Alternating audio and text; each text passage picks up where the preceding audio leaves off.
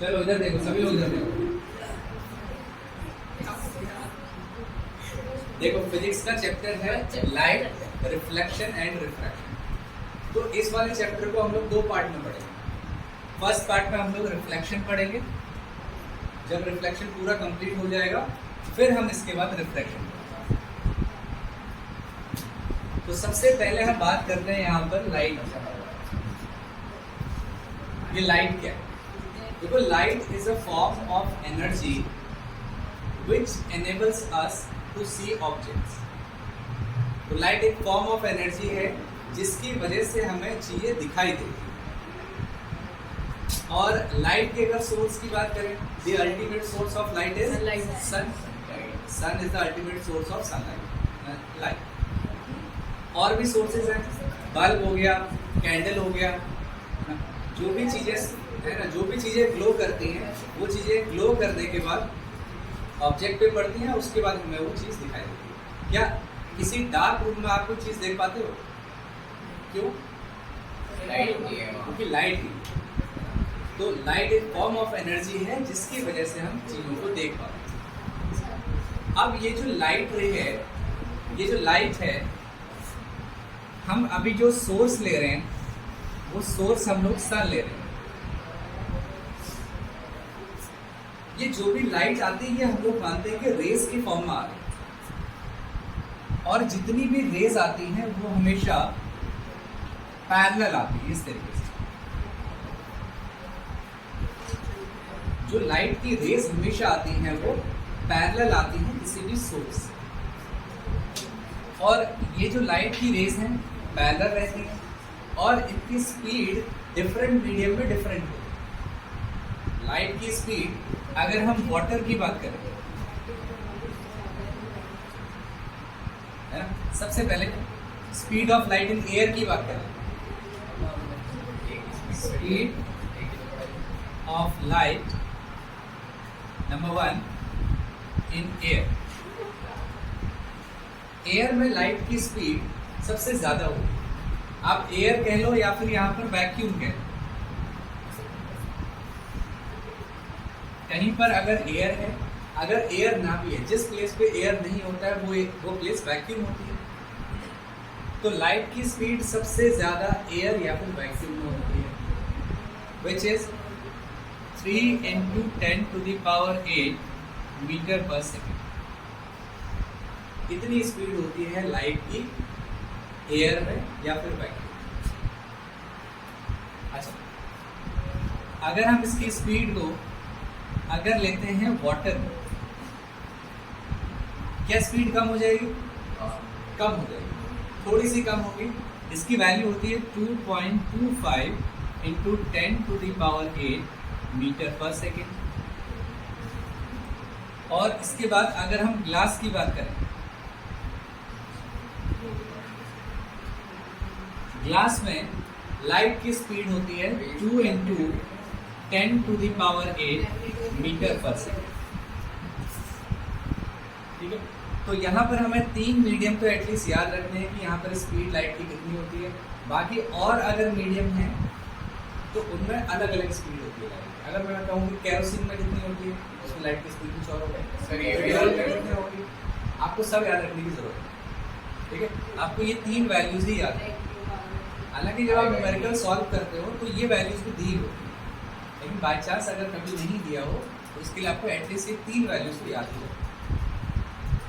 क्या ये बात क्लियर है? चलो पहले इसको लिखा लेता हूँ। ठीक है, देखो इसके बाद नेक्स्ट टॉपिक है रिफ्लेक्शन ऑफ लाइट। अच्छा, जैसे मैंने बताया भाई कि किसी भी ऑब्जेक्ट को देखने के लिए लाइट का होना जरूरी है। अब क्या होता है लाइट जब उसके ऊपर पड़ती है? देखो, लाइट की रेस हमेशा पैरेलल आती है। किसी ऑब्जेक्ट पे पड़ा, मान लीजिए इस ऑब्जेक्ट को आपने देखना है ना, तो लाइट की रेस आई, इस ऑब्जेक्ट पे पड़ी और टकराने के बाद वापस इसी मीडियम में हमारी आइज तक पहुंची। जब वो लाइट की रेज हमारी आईज तक पहुंचती है तब हमें वो ऑब्जेक्ट दिखाई देता है। और लाइट की रेज जब आने के बाद किसी ऑब्जेक्ट के सरफेस पे पड़ के और उसी मीडियम में वापस आ जाती है तो इसी फिनोमेना को हम कहते हैं रिफ्लेक्शन ऑफ लाइट। ठीक है, the bouncing back of light rays when they fall on the surface of any substance or any object, and this phenomena is known as reflection of light. ये बात clear है?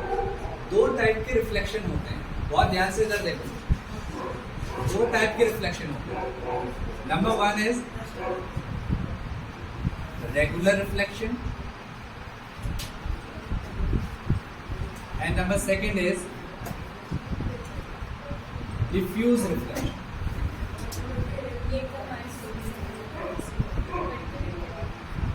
Reflection समझ में आया? Light की raise आई, किसी object पे पड़ी और उसके बाद टकराने के बाद हमारे आईज तक पहुंची, तब हमें वो ऑब्जेक्ट दिखाई। अब ये जो लाइट की रेज हमेशा, अगर सन से लाइट की रेज अगर आ रही है तो हमेशा parallel to the principal axis हमेशा पैरेलल टू ईच अदर आती है, एक दूसरे के हमेशा पैरेलल रहते।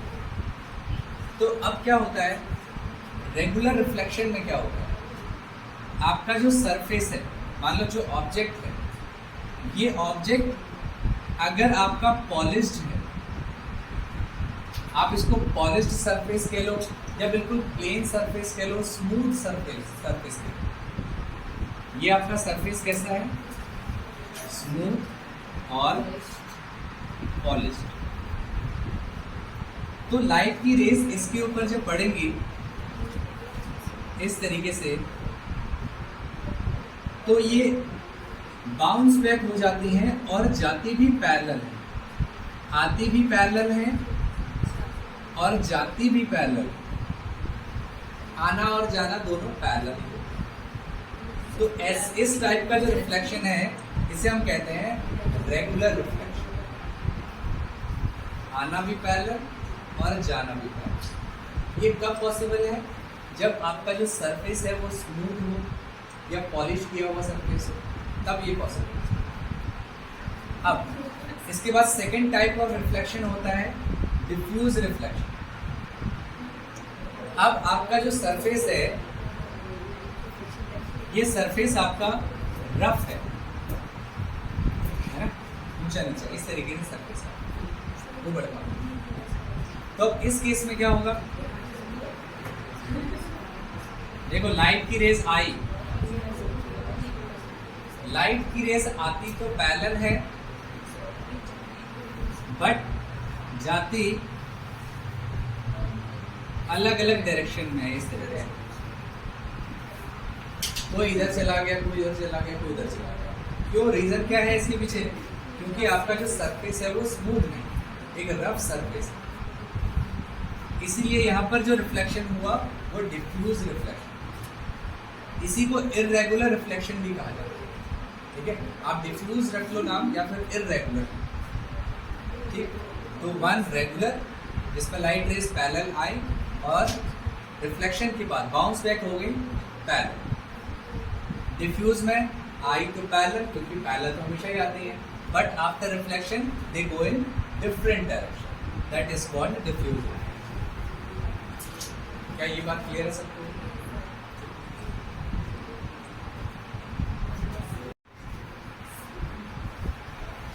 देखो नेक्स्ट टॉपिक है लॉज ऑफ रिफ्लेक्शन। यहां पर 2 लॉज हम पढ़ेंगे।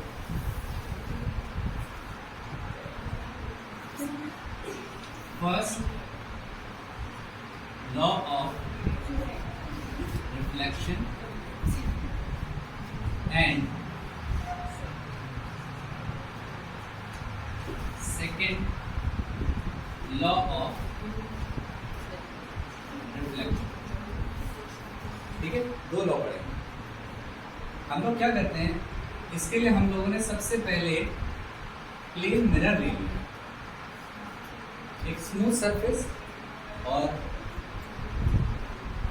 एक स्मूथ सरफेस ले लिया है, और हम कह सकते हैं कि जो स्मूथ सरफेस है हमारा ये plane mirror layer. So this is a plane mirror. अब अभी हमने समझने के लिए लाइट के सिर्फ एक रे ले रहे हैं, वैसे तो बहुत सारी रेज आए हैं, है ना, मिलियंस, हम लोग कह सकते हैं मिलियंस ऑफ रेज एक साथ आती हैं। तो हमने लाइट रे को रिप्रेजेंट अभी कर रहे हैं सिंगल रे से। सो यहाँ से सोर्स से जो रे इंसिडेंट होती है सरफेस के ऊपर, this ray is known as incident. जो रे सोर्स से आती है और ऑब्जेक्ट के ऊपर पड़ती है उसे हम कहते हैं इंसिडेंट। और यहाँ से टकराने के बाद ही बाउंस बैक हो जाएगी, and this ray is known as reflected. This ray is known as reflected ray. और ये जो सरफेस है हमारा, जो प्लेन मिरर है हमारा, एक परपेंडिकुलर हम अपनी तरफ से इसमें ड्रॉ करें, और इस परपेंडिकुलर लाइन को हमने नाम दिया है normal. Now this incident ray, अच्छा एक चीज और, ये जो इंसिडेंट रे है, रिफ्लेक्टेड रे है और नॉर्मल है, ये तीनों एक सिंगल पॉइंट पर लाई करते हैं, और इस पॉइंट को हम कहते हैं, this is called point of coincidence. This point is point of coincidence. ठीक है, clear? Now, this incident ray is making an angle with this normal. Yes or no? Yes, sir. And this angle is known as angle of incidence. So this I is angle of incidence. And this reflected ray is also making an angle with this normal, and this angle is known as angle of reflection. This R is angle of reflection. तो ये तो बात होगी reflection. अब यहाँ पर जो first law है वो क्या कहता है? First law of reflection says that this incident ray, reflected ray and normal all lie in the same plane. The incident ray, reflected ray and normal all lie in same plane. So this is the first law of reflection. And the second law of reflection is angle I, this angle I always be equals to angle R. Second law of reflection कहता है कि angle of incidence और angle of reflection ये हमेशा equal होगा, चाहे कैसी भी कंडीशन, चाहे मिरर कैसा भी हो। रिफ्लेक्शन चाहे स्मूथ सरफेस के ऊपर हो या फिर रफ सरफेस के ऊपर, आपका रेगुलर रिफ्लेक्शन हो या डिफ्यूज रिफ्लेक्शन हो, ये दोनों कंडीशन हर जगह फॉलो होती है। इसीलिए तो लॉ है। लॉ क्या होता है? एक ऐसी चीज होती है जिसको हर जगह फॉलो होता है, ठीक है? ये आपका हर जगह फॉलो होगा, चाहे आप किसी भी टाइप का मिरर पकड़ लो, चाहे आप कॉन्केव मिरर ले लो, कॉन्वेक्स मिरर ले लो, प्लेन मिरर ले लो, रफ सरफेस ले लो, जहां भी रिफ्लेक्शन होगा ये दोनों लॉ वहां पर फॉलो होंगे। क्या ये बात सबको क्लियर है? तो अच्छा नेक्स्ट टॉपिक देखते हैं। नेक्स्ट क्या है? रियल इमेज और वर्चुअल इमेज। दो टाइप की इमेज होती है, कोई इमेज या तो रियल होगी या फिर वो वर्चुअल होगी। Real image is the image which can be formed on the screen. ऐसी इमेज जो आप स्क्रीन के ऊपर फॉर्म कर सकते हो उसे हम रियल इमेज बोलते हैं। अच्छा, जैसे प्रोजेक्टर आप ऑन करते हो, प्रोजेक्टर से आप मूवीज देखते हो, तो वो क्या है? रियल इमेज, है ना, क्योंकि वो स्क्रीन पे फॉर्म हो जाती है। थिएटर में आप जाते हो, स्क्रीन पे मूवीज लगती हैं, वो सब क्या है? Real image. So the image which can be formed on the screen is known as real. और इसके अपोजिट में होता है virtual image which cannot be formed on the screen, जिसे आप स्क्रीन में फॉर्म नहीं कर सकते बट दिखाई तो आपको देती है. जैसे प्लेन मिरर, अगर आप मिरर में अपनी इमेज देखते हो तो वो आपकी एक वर्चुअल इमेज बनाती है. ठीक है, तो जो भी मिरर के पीछे बनती है, बिहाइंड द मिरर, जो इमेज बनती है आपकी मिरर के ऊपर, वो बनती कहाँ पर है? Behind the mirror. तो जो भी आपकी बिहाइंड द मिरर बनेगी वो आपकी वर्चुअल इमेज है. वो मिरर के ऊपर तो नहीं बनती है ना, मिरर के पीछे. ठीक, तो ये डिफरेंस है रियल एंड वर्चुअल इमेज. तो हेडिंग डालना, पहले हेडिंग डालना real image.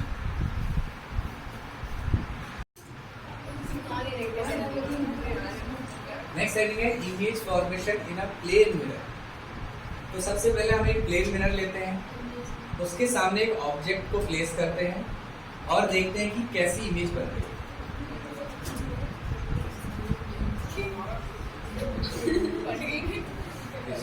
This is a plane mirror. अब हम क्या कर रहे हैं, इसके सामने एक ऑब्जेक्ट को प्लेस कर रहे हैं. This is an object. और बहुत ध्यान से देखने दें, हर ऑब्जेक्ट से बहुत सारी रेज निकलती है. ठीक है, जितने भी ऑब्जेक्ट हैं उनसे बहुत सारी रेज निकलती हैं. इमेज फॉर्मेशन के लिए हम कुछ रेज का यूज करते हैं. जैसे कोई एक रे होगी जो कुछ इस तरीके से यहाँ पर इस प्लेन मिरर के ऊपर परपेंडिकुलरली इंसिडेंट होगी. और अगर ये परपेंडिकुलरली इंसिडेंट होती है तो ये इसी डायरेक्शन में वापस आ जाती है. अब ये रे यहाँ से टकराई वापस. तो इसीलिए हम क्या करते हैं, इसे आगे की तरफ डॉटेड लाइन से एक्सटेंड करते हैं. सेम ऑब्जेक्ट का बेस ये है, यहाँ से भी रे निकल रही होगी. अब ये भी पैरेलल है, मतलब परपेंडिकुलर पड़ा है किसके ऊपर? Plane mirror. तो ये भी क्या होगा, उसी पाथ पे वापस आ जाएगी. जिस पाथ से गई उस पाथ से वापस आ जाएगी. तो और यहाँ पर भी इसको हम बैक साइड एक्सटेंड कर देते हैं. अच्छा, कोई एक रे ऐसी भी होगी जो कुछ इस तरीके से यहाँ पर इंसिडेंट हो रही होगी. ठीक है, और ये भी लॉ ऑफ रिफ्लेक्शन तो फॉलो करेगा. Angle i equals to angle r होता है. तो ये हमारा नॉर्मल हो गया, दिस इज एंगल आई, और यहाँ से रिफ्लेक्ट हुआ, दिस इज एंगल आर. इसको हमने आगे की तरफ एक्सटेंड किया, यहाँ भी. ठीक है, अब यहाँ पर जब हम सभी रेस को एक साथ मीट करते हैं ऐसे, ये हमारी बन जाती है इमेज. जहाँ पर ये मीट हुआ है और ये इन पॉइंट को हमने ज्वाइन किया, तो ये हमारा आगे image. So this is object और ये ऑब्जेक्ट की होगी इमेज. और ये जो इमेज है, सबसे पहले तो ये है virtual and erect. Virtual means होता है जो मिरर के पीछे बनती है, बिहाइंड द मिरर, उसे हम बोलते हैं वर्चुअल. और इरेक्ट का मतलब होता है सीधा. आपकी प्लेन मिरर में जो भी इमेज बनेगी वो कैसे बनेगी? सीधे बनेगी. तो इसीलिए ये वर्चुअल भी है और इरेक्ट भी. तो सबसे पहली प्रॉपर्टी यही होगी. अगर कोई ये कहता है कि जो इमेज फॉर्म होती है प्लेन मिरर में उसकी प्रॉपर्टीज क्या क्या है, तो सबसे पहली प्रॉपर्टी यही है कि वो virtual and erect. Number second, जो हाइट ऑफ ऑब्जेक्ट है और हाइट ऑफ इमेज है, ये दोनों ही सेम रहती है. Height of object equals to height of image, ये दोनों सेम रहेंगे. Number third, distance of object from the plane mirror always be equal to distance of image from the plane. Object की distance plane mirror से और object की distance image से, ये दोनों हमेशा इक्वल. तो इस डिस्टेंस को हम लोग u लिख लेते हैं और ये डिस्टेंस को हम लोग v से डिनोट करते हैं, ठीक है। ऑब्जेक्ट डिस्टेंस को u से और इमेज डिस्टेंस को v से, तो हम लोग क्या लिख सकते हैं, that u is equals to, क्या ये बात क्लियर है सभी को? नंबर 4 पॉइंट, यहाँ पर ये जो भी इमेज बनती है ये लेटरली इन्वर्टेड होगी। लेटरली इन्वर्टेड मींस लेफ्ट वाला जो ऑब्जेक्ट का लेफ्ट होगा वो इमेज का राइट होगा। अगर आप अपना राइट हैंड उठा रहे हो तो जो इमेज बनेगी वो अपना, इधर देखो इमेज ऐसी तो बनती है, ये अगर मैं राइट हैंड उठा रहा हूँ ना तो मेरी जो इमेज होगी वो अपना ये कौन सा हैंड उठाएगी, लेफ्ट। तो मेरा जो राइट है वो इमेज का लेफ्ट हो जाएगा। तो ये जो लेफ्ट और राइट का जो चेंज है इसको हम कहते हैं लेटरल इन्वर्जन, ठीक। तो यहाँ पर जो इमेज बनती है वो लेटरली इन्वर्टेड। क्या ये बात सबको क्लियर है? क्लियर है सभी को? अच्छा, यूजेस की अगर हम बात करें, प्लेन मिरर कहाँ कहाँ यूज होता है? डाइनिंग टेबल में यूज करते हैं हम लोग, डाइनिंग टेबल में यूज करते हैं, बाथरूम में यूज करते हैं, ठीक। नंबर 3, पेरिस्कोप बनाने में यूज होता है इसका। पेरिस्कोप सुना होगा, पेरिस्कोप में इसको बनाने में यूज किया जाता है। अच्छा, ज्वेलरी शॉप में भी यूज होता है इसका। ज्वेलरी शॉप में कभी शॉप को थोड़ा सा उसका साइज बड़ा दिखाने के लिए, ताकि किसी भी शॉप का अगर आपको साइज बड़ा दिखाना है तो आप क्या कर सकते हो, वहाँ पर बहुत सारे प्लेन मिरर का यूज कर सकते हो। उससे क्या होगा, ऐसा लगेगा कि आपकी जो शॉप है वो काफ़ी बड़ी है, ठीक है। तो ऐसी कुछ जगह हैं जहाँ पर हम प्लेन मिरर का यूज करते हैं, ठीक। चलो